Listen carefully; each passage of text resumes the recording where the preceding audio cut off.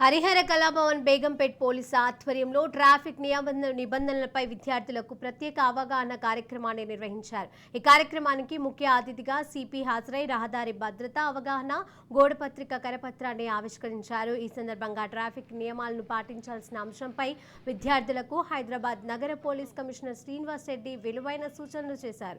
Traffic లో కొత్త విధానాలను అమల్లోకి తెచ్చి ప్రజలకు వీలైనంత మేర ఇబ్బందులు లేకుండా చూస్తామని అన్నారు. తెలంగాణ ప్రభుత్వ వాహనాలపై విధించిన చలాన్ల బకాయిలను జనవరి 31 వరకు పొడిగించాలని, ప్రజలంతా ఈ అవకాశాన్ని సద్వినియోగం చేసుకోవాలని నగర ట్రాఫిక్ కమిషనర్ విశ్వప్రసాద్ విజ్ఞప్తి చేశారు. అవేర్నెస్ క్యాంప్ ఆర్గనైజ్ చేశాం ఇక్కడ హరిహర కళాభవన్లో.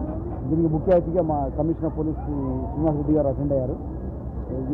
సుమారు 1500 మంది విద్యార్థులు, ఐటీ ఎంప్లాయీస్, ఆటో డ్రైవర్స్ అందరూ కూడా పార్టిసిపేట్ చేశారు. వీళ్ళందరికీ రోడ్ సేఫ్టీ గురించి, తర్వాత తీసుకోవాల్సిన జాగ్రత్త గురించి, డిఫరెంట్ చట్టాల గురించి వాళ్ళకి ఎక్స్ప్లెయిన్ చేయడం జరిగింది. ఒక అవగాహన కార్యక్రమం పొందడం జరిగింది. హైదరాబాద్లో ట్రాఫిక్ బాగా పెరిగిపోయిన రీత్యా కొన్ని సందర్భాల్లో కంజెషన్ వస్తున్న కంప్లైంట్స్ రీత్యా మా సిపి గారు కూడా చాలా ప్లాన్స్ ఉన్నాయి. వచ్చే రోజుల్లో కూడా వీటన్ని అమలుపరిచి ట్రాఫిక్ విభాగాన్ని మొత్తం కూడా సమాయత్తం చేసి ఇంకా సిటిజన్తో కలిసి ఒక కొలాబరేటివ్ ఎఫర్ట్, ఒక కమిట్మెంట్తో, డెడికేషన్తో అందరూ పనిచేస్తారని చెప్తూ ఈ ఛాలెంజ్ సిస్టమ్ ఏదైతే ఉందో అది మనం ఎక్స్టెండ్ చేస్తున్నాము. డీజీ గారు కూడా అందరికీ ఒక పబ్లిక్ అనేది వచ్చే రెస్పాన్స్ దృష్ట్యా, తర్వాత వాళ్ళకున్న ఆర్థిక ఇబ్బందుల దృష్ట్యా, తర్వాత ఒక అవకాశం వన్ టైం ఆపర్చునిటీ ప్రభుత్వం కూడా మన ఆనరబుల్ సీఎం గారు తీసుకున్న డిసిషన్ దృష్ట్యా ఒక 1 మంత్ ఎక్స్టెండ్, రఫ్లీ 31st వరకు ఎక్స్టెండ్ చేయడం జరిగింది.